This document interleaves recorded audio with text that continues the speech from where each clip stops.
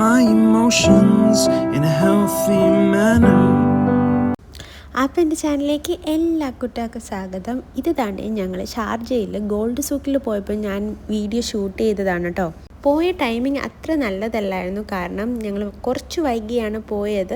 അതുകൊണ്ട് കുറേയൊക്കെ ഷോപ്പുകൾ അടച്ചേക്കുന്നുണ്ട്. പിന്നെ നമ്മൾ വീഡിയോ എടുത്തുകൊണ്ടിരിക്കുന്ന ടൈമിൽ കുറേയൊക്കെ അടയ്ക്കാനായിട്ട് തയ്യാറാവുന്നുണ്ടായിരുന്നു.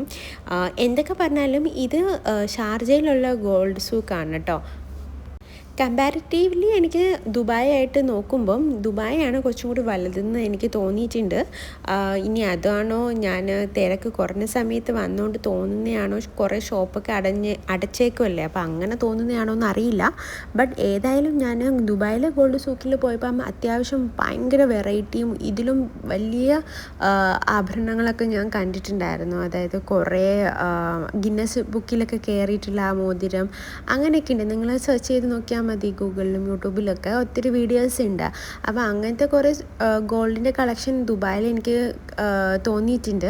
പിന്നെ ഇവിടെയും നല്ല ഇതുപോലെ മാല, അതുപോലെ അരിഞ്ഞാണം, അങ്ങനത്തെ കുറേ ടൈപ്പ് മോഡൽസ് ഉണ്ടായിരുന്നു. അതുപോലെ തന്നെ ഡയമണ്ട്സിൻ്റെ ഉണ്ടായിരുന്നു, സിൽവർ കളക്ഷൻസ് ഒക്കെ ഉണ്ടായിരുന്നു. ഒത്തിരി നല്ല നല്ല ഐറ്റംസും വെറൈറ്റിയും ഓരോ ഡിസൈൻ കാണുമ്പോൾ തന്നെ വിചാരിക്കും ഉണ്ടല്ല ഇങ്ങനത്തെയൊക്കെ ഡിസൈൻസൊക്കെ ആരെങ്കിലും ഇടുവോ.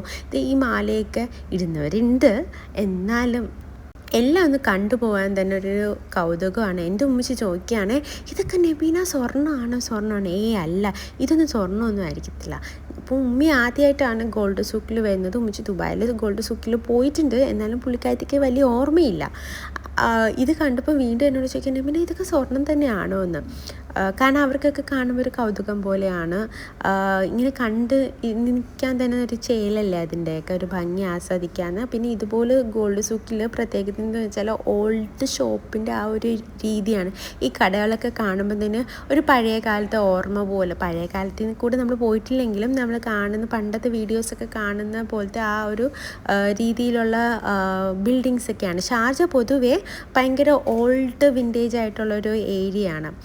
അപ്പം എന്തായാലും ഷോപ്സൊക്കെ അടച്ചേക്കുന്നതുകൊണ്ട് ഞങ്ങൾ അവിടെ നിന്ന് പതിയെ ഇറങ്ങി. അപ്പോൾ ഇത്രയേ ഉള്ളൂ വീഡിയോ. ഇഷ്ടമായെങ്കിൽ എല്ലാവരും ലൈക്ക് ഷെയറും ചെയ്യണം. അതോടൊപ്പം നിങ്ങൾ എൻ്റെ ചാനലിലേക്ക് ആദ്യമായിട്ടാണെന്നുണ്ടെങ്കിൽ ആരും സബ്സ്ക്രൈബ് ചെയ്യാതെ പോവല്ലേ. നിങ്ങളുടെ സപ്പോർട്ട് ഉണ്ടെങ്കിൽ മാത്രമേ എനിക്ക് മുന്നോട്ട് പോകാൻ പറ്റത്തുള്ളൂ.